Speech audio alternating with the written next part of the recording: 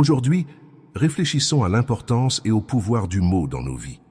Avez-vous déjà pris le temps de considérer comment vos paroles peuvent avoir un impact profond sur votre environnement et sur vous-même?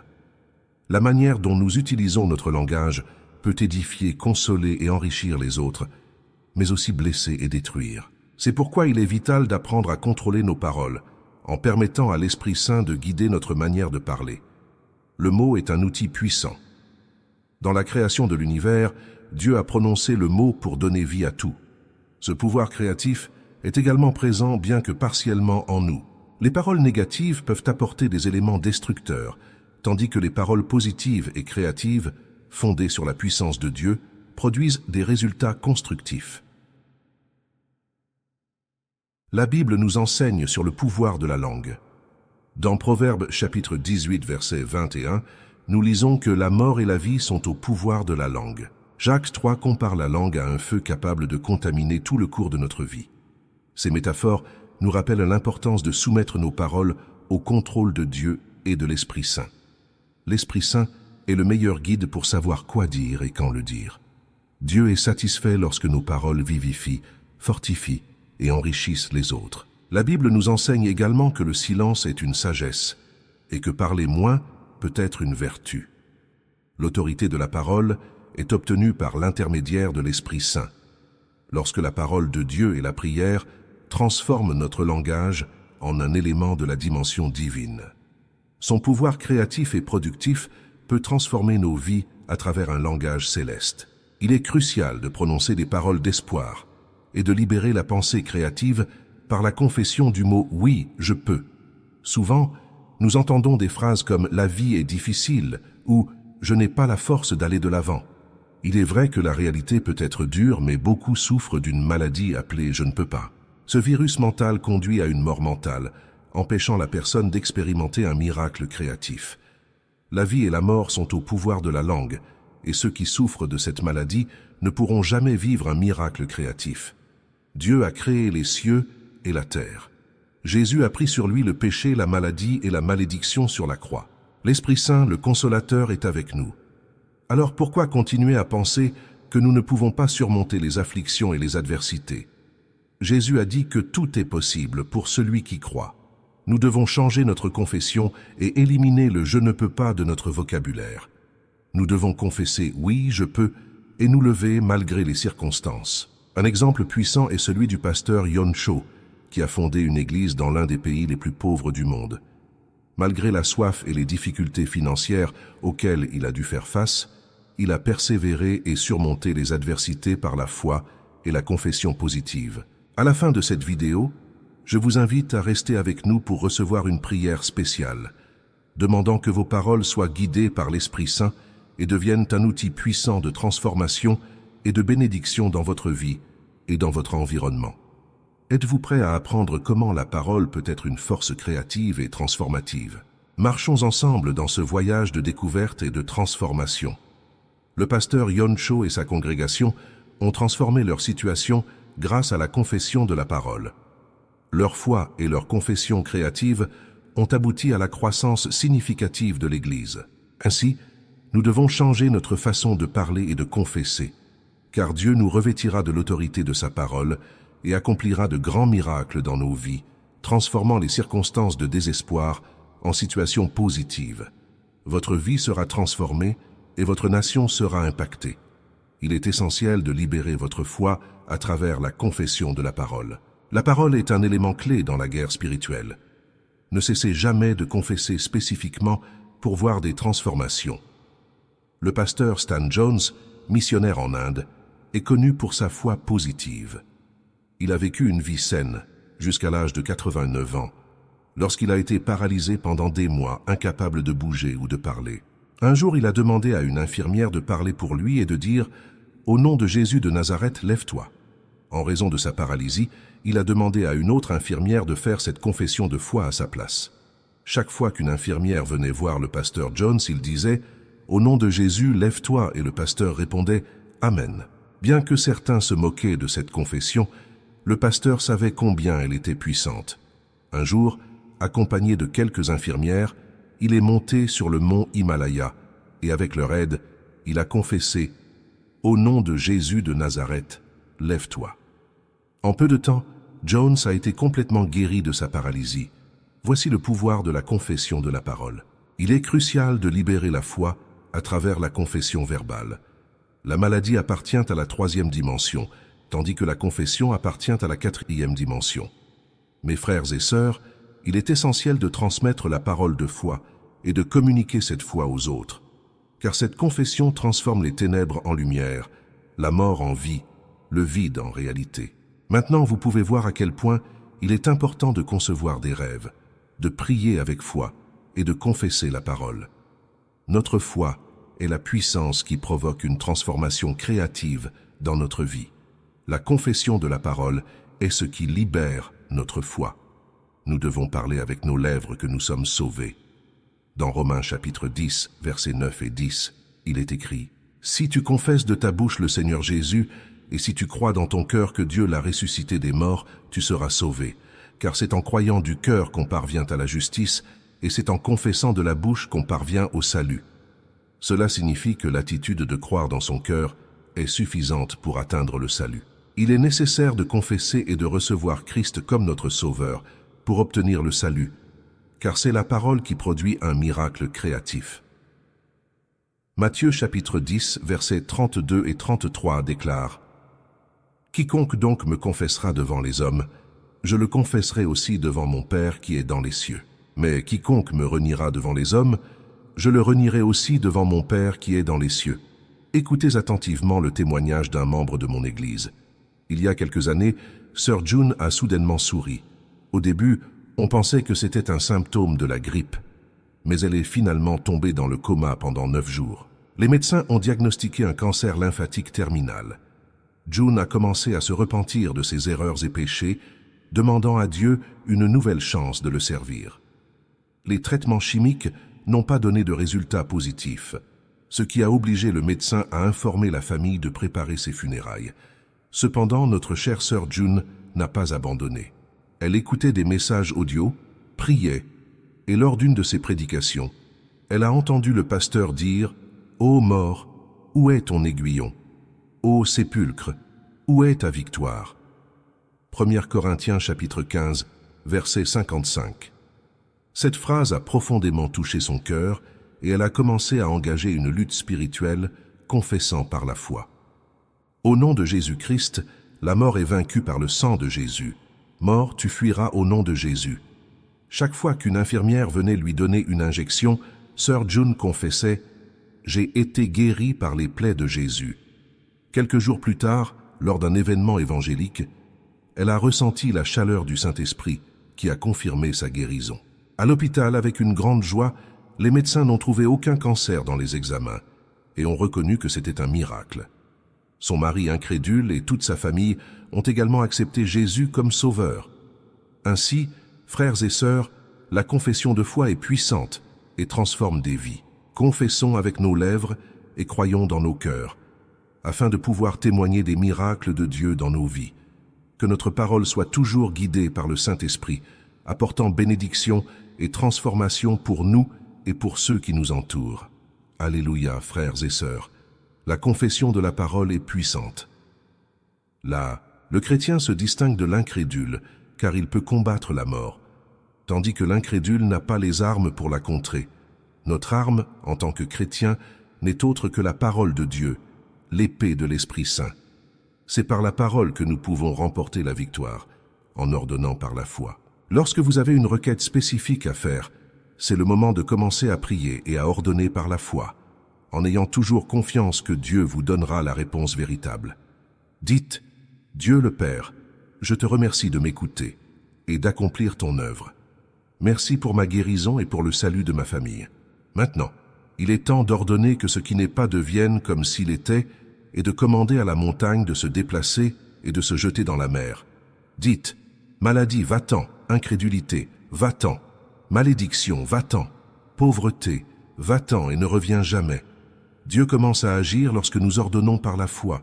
Il a dit que la lumière soit, et la lumière fut. Il a dit qu'il y ait un firmament, et ainsi il fut.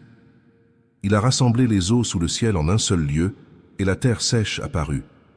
Il a couvert la terre de cultures, de plantes à semences et d'arbres donnant du fruit selon leur espèce. Et ainsi cela fut.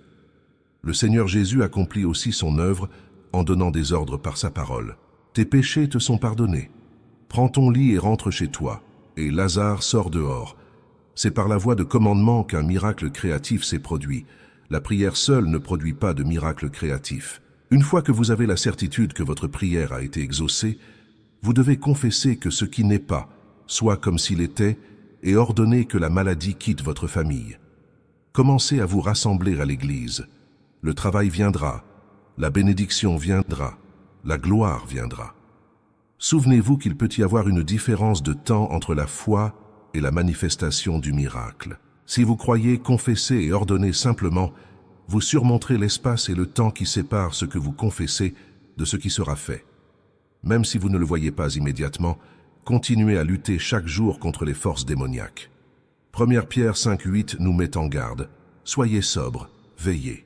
Votre adversaire, le diable, rôde comme un lion rugissant, cherchant qui dévorer. Résistez-lui, étant ferme dans la foi, sachant que les mêmes souffrances sont imposées à vos frères dans le monde. Les paroles créatives de succès sont puissantes. Le diable cherche toujours à dévorer, mais en aucune manière nous ne devons le laisser nous vaincre. Christ, qui a payé le prix de nos péchés avec son sang, est avec nous. Alléluia. Ne reculons pas, avançons plutôt, proclamant la parole de Dieu avec nos lèvres. Confessons des paroles créatives de succès, car la parole peut signifier la vie ou la mort. Par conséquent, confessons des paroles qui touchent le cœur de ceux qui les entendent et qui produisent un grand succès et de la joie. Voilà la voie. Comme nous l'enseigne le Dr Sigler, célèbre pour sa discipline de la pensée positive, en voyant un mendiant vendant des crayons, il ne lui a pas seulement donné $1, mais a demandé des crayons en retour en disant « Tu es aussi un entrepreneur comme moi, pas un mendiant ».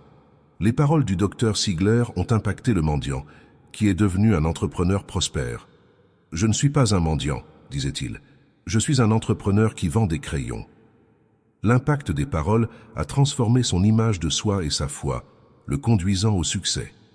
La confession de la parole a le pouvoir de transformer des vies. Elle influence même les atomes d'eau, comme l'explique le docteur Emoto dans son livre « Les messages de l'eau ». Les mots positifs façonnent des cristaux d'eau en forme belle et harmonieuse, tandis que les mots négatifs les déforment. Hermanos et hermanas, souvenez-vous toujours du pouvoir de la confession. Proclamez la parole de Dieu avec foi. Ordonnez des miracles dans vos vies et voyez la transformation qu'elle peut apporter. Alléluia. Les mots ont un pouvoir transformateur et profond, tant dans notre vie spirituelle que dans notre santé physique. Le docteur Masaru Emoto, dans son étude sur l'influence des mots sur les cristaux d'eau, a découvert que des mots comme « merci » formaient des cristaux hexagonaux parfaits, tandis que « je t'aime » créait les cristaux les plus beaux. Cela montre comment nos mots peuvent affecter positivement ou négativement l'eau. Sachant que le corps humain est composé d'environ 60% d'eau, il est logique de penser que nos paroles influencent également notre santé et notre bien-être. Si nous nourrissons du ressentiment, de la haine et de la colère, les atomes d'eau dans notre corps peuvent former des structures déformées, pouvant potentiellement causer des maladies. En revanche, si nous nous encourageons et nous aimons les uns les autres, l'eau dans notre corps formera de beaux cristaux, procurant santé et vitalité. Ce phénomène explique la relation entre l'amour et la santé physique. La langue du juste est précieuse comme l'argent pur qui ne contient pas d'impureté, et elle guide ceux qui écoutent sur le chemin de la vie. Les paroles d'amour et de victoire transforment l'homme et les situations. C'est pourquoi nous devons apprendre et parler la langue du royaume des cieux, car cette langue d'amour et de bénédiction est utilisée par le Saint-Esprit pour produire des miracles. Les jeunes d'aujourd'hui ont leur propre langage, souvent incompréhensible pour les plus âgés. De même, le monde ne comprend pas la langue du royaume des cieux. Cependant, les chrétiens doivent s'exprimer avec cette langue, vivant selon la culture du royaume. Notre langue domine tout le corps, et nos paroles façonnent notre vie et les situations qui nous entourent. Nous ne devons pas prononcer des paroles de plainte et de malédiction, quelles que soient les circonstances adverses.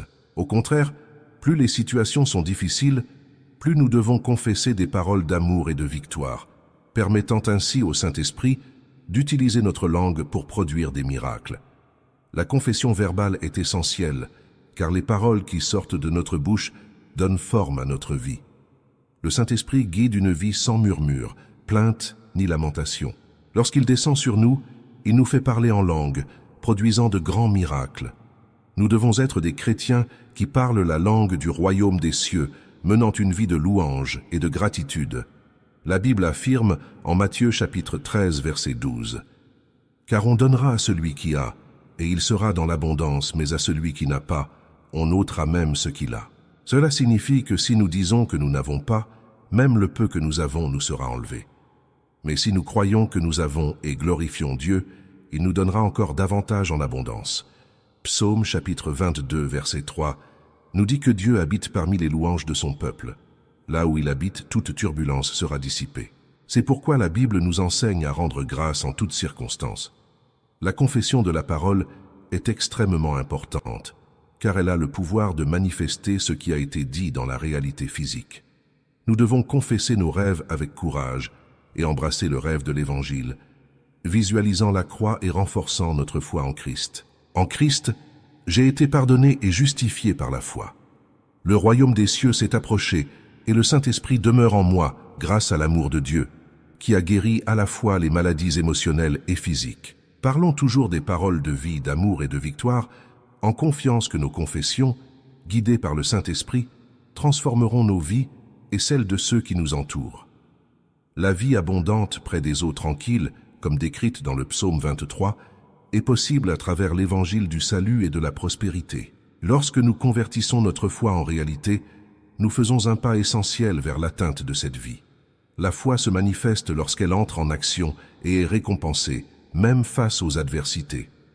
Nous confessons que Jésus a pris toutes nos afflictions et que nous prospérerons en toutes choses, de même que notre âme prospère. En croyant en la promesse du sacrifice sur la croix, nous acceptons que les afflictions et les turbulences sont des opportunités que Dieu utilise pour façonner notre caractère et nous préparer à ses bénédictions.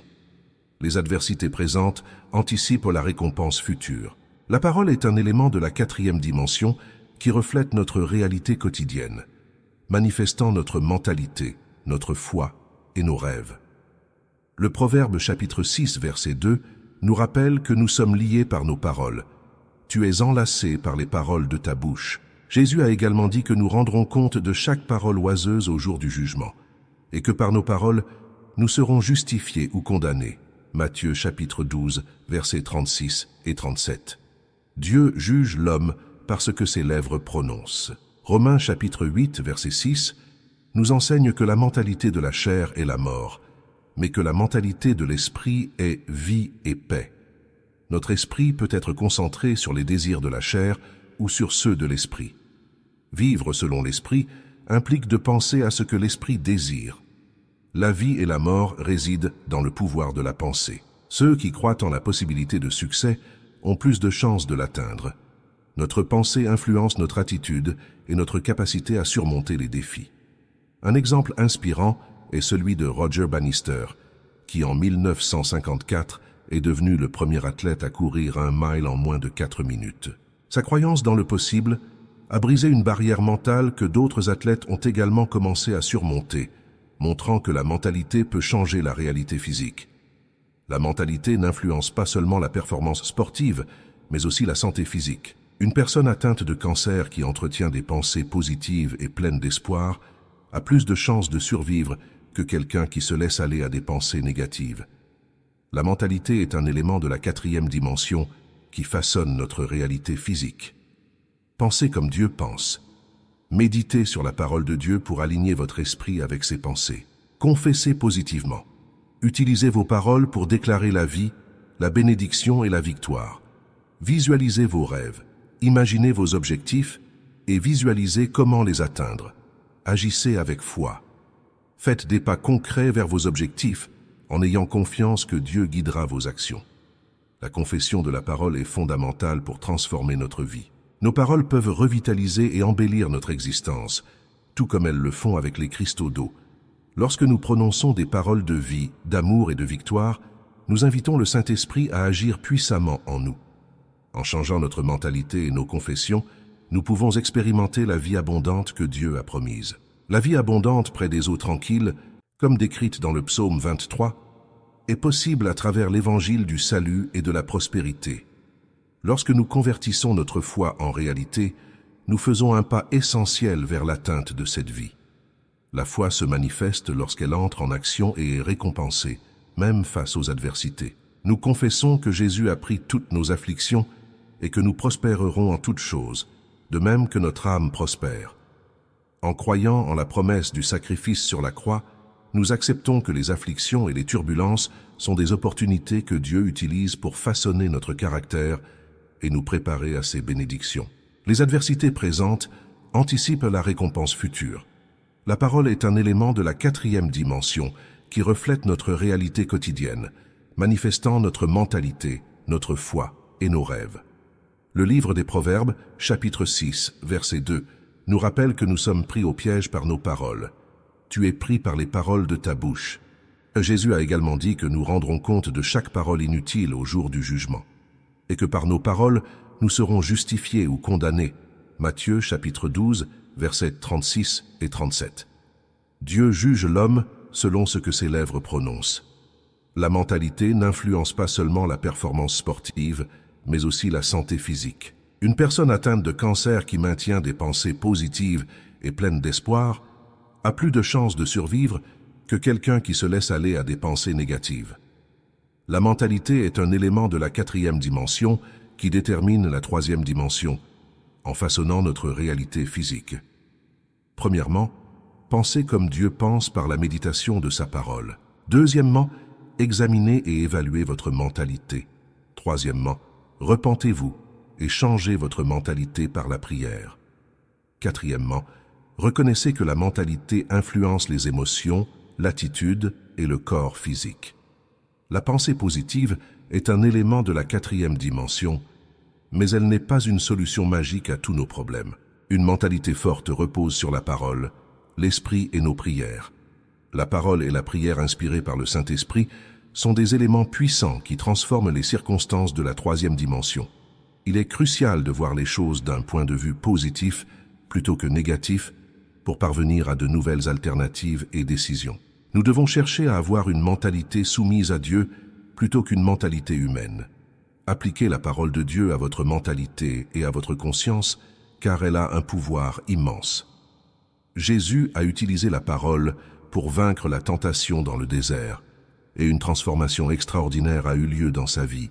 Si nous appliquons la puissante parole de Dieu à notre mentalité, une transformation extraordinaire se produira dans notre vie. Nous devons nous rapprocher de la parole et l'utiliser comme une arme puissante lorsque nous en avons le plus besoin, ce qui nécessite de la mémoriser. La parole est une arme puissante dans la guerre spirituelle contre les puissances démoniaques. Il est important d'établir un plan pour la mémoriser encore et encore. N'oubliez pas de suivre ce processus d'apprentissage, car ainsi vous aurez entre vos mains l'épée du Saint-Esprit. La prochaine étape est la méditation. Heureux l'homme qui ne suit pas le conseil des méchants, qui ne s'arrête pas sur la voie des pécheurs et ne siège pas en compagnie des moqueurs, mais qui trouve son plaisir dans la loi de l'Éternel et qui la médite jour et nuit. Psaume chapitre 1, versets 1 et 2. La méditation nous aide à comprendre et à appliquer la parole dans notre vie quotidienne. Efforcez-vous et méditez sur la parole de Dieu en tout temps et en tout lieu. Méditez sur la parole de Dieu lorsque vous écoutez, lisez, étudiez et l'utilisez. Vous verrez comment à la fois votre esprit et votre foi augmenteront de jour en jour. Inspirant est le témoignage d'un professeur de l'école biblique de l'Église, qui était président d'une entreprise électronique. Il a basé sa vie sur 2 principes: assister au culte tous les dimanches et servir en tant que professeur à l'école biblique.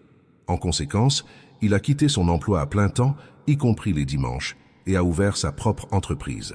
Le diacre Jong, qui a perdu son père à l'âge de 10 ans, a terminé ses études secondaires en soirée et, avec l'argent du fonds de garantie de 3 ans de travail, a commencé son propre entreprise dans un garage avec seulement 500 000 $.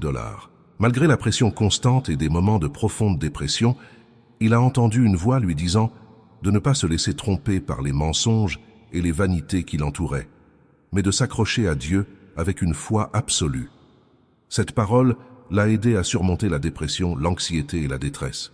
Sa victoire résidait dans la nourriture spirituelle qu'il recevait en écoutant et méditant sur la parole de Dieu.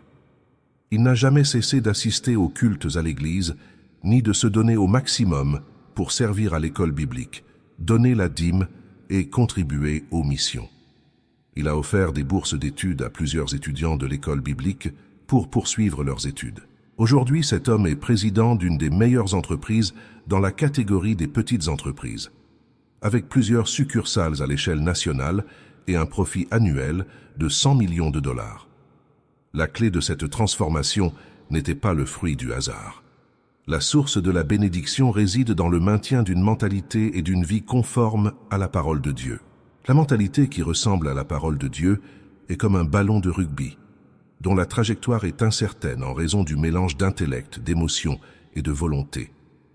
La Bible, la parole de Dieu, discipline et transforme la vie de ceux qui la vivent pleinement et dans l'obéissance. La Bible affirme dans Hébreux chapitre 4, verset 12 que la parole de Dieu est vivante et efficace, plus tranchante qu'aucune épée à deux tranchants. Elle pénètre jusqu'à la division de l'âme et de l'esprit, des jointures et des moelles. Elle juge les sentiments et les pensées du cœur. Nous sommes capables de surmonter tous les obstacles grâce à Dieu qui nous fortifie. Philippiens chapitre 4, verset 13 déclare « Je puis tout par celui qui me fortifie ». C'est par la parole que notre pensée de renoncer est transformée. Nous devons nous rappeler que tout est possible en Christ, qui a vaincu le monde de la troisième dimension circonstancielle. Nous pouvons avoir la paix quand nous croyons que Dieu est avec nous, même dans la vallée de l'ombre de la mort, sous l'ombre de ses ailes. Même si nos yeux ne voient pas, nos oreilles n'entendent pas ou nos mains ne touchent pas, si nous croyons que Dieu est avec nous dans notre obscurité, notre situation sera transformée et nous obtiendrons de nouvelles forces pour vaincre toute dépression et désespoir. Le fruit arrive lorsque quelqu'un change sa mentalité et aligne ses pensées sur la quatrième dimension de la Bible, c'est-à-dire la parole de Dieu. Les miracles extraordinaires de Dieu se manifestent. Alimentez votre cœur et votre esprit avec la parole de Dieu, et vous commencerez à jouir d'une vie victorieuse alors que le royaume de Dieu prend le contrôle de votre vie et de votre attitude. La mentalité qui ressemble à celle du Saint-Esprit nous remplit de joie. Les disciples ont vécu quelque chose de jamais vu auparavant lorsque le Saint-Esprit est descendu le jour de la Pentecôte. Ils ont renouvelé leur foi et leur amour pour servir fidèlement Jésus-Christ. Remplis de joie, ils ont travaillé avec enthousiasme et ont surmonté toutes les adversités. Cette joie et ce courage déversés par l'Esprit nous motivent à prêcher l'Évangile, malgré les adversités. Pierre, qui avait renié Jésus 3 fois, est devenu un leader après avoir reçu l'Esprit Saint, gagnant 3000 âmes en un seul jour. Le jour suivant, il a aidé un mendiant boiteux à marcher. Le pouvoir et le courage de l'Esprit Saint nous rendent vaillants pour proclamer l'Évangile. Les disciples, autrefois pécheurs et publicains, ont été transformés et ont commencé à prêcher à Jérusalem, en Judée, en Samarie, à Rome et même aux confins de la terre. La plénitude de l'Esprit Saint transforme notre esprit, le rendant semblable à l'Esprit, et notre foi devient positive et créative. Je suis dans le ministère depuis 47 ans, et je n'aurais jamais pensé pouvoir atteindre un ministère réussi. J'ai toujours cru que l'Église grandirait et que les miracles se manifesteraient. Chaque fois qu'une pensée négative m'assaillait, je la réprimandais et confessais que Dieu travaille toutes choses pour le bien, changeant ma manière de penser. Ce pensée de la quatrième dimension s'est transmise comme un message à la troisième dimension, produisant un changement d'attitude et de confiance en soi. En réfléchissant sur mes 47 ans de ministère, je n'ai pas seulement souhaité de grandes choses, mais je me suis aussi investi pleinement dans la prière, la consécration et l'étude. Le travail ardu et la consécration sont essentiels pour que la pensée devienne réalité. Changer votre pensée avec un programme positif est crucial. La Bible affirme que le visible a été fait à partir de l'invisible. La personne qui pense dans la quatrième dimension abordera les situations différemment. Celui qui pense positivement connaîtra de bons résultats. Notre corps est une demeure où réside l'ordinateur de la quatrième dimension, programmé par la pensée.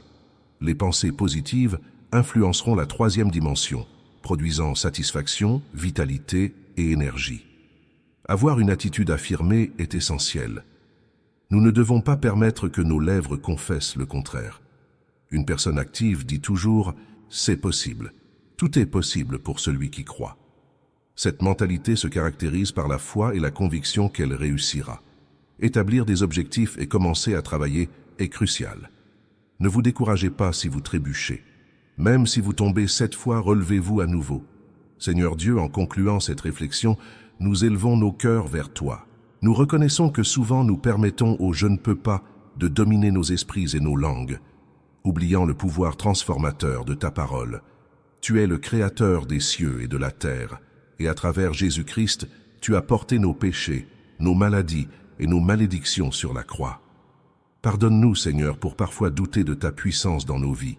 Aujourd'hui, nous décidons de changer notre confession. Au lieu de déclarer la défaite, nous proclamons avec foi « Je peux tout en celui qui me fortifie ». Que chaque parole qui sorte de nos bouches soit alignée avec ta volonté, car nous savons que la vie et la mort sont dans le pouvoir de la langue.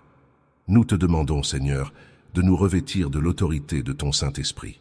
Que tous ceux qui voient ce message soient encouragés à transformer leurs circonstances par la foi et la confession positive. Nous te demandons aussi, Seigneur, d'exaucer selon ta volonté les prières laissées dans les commentaires.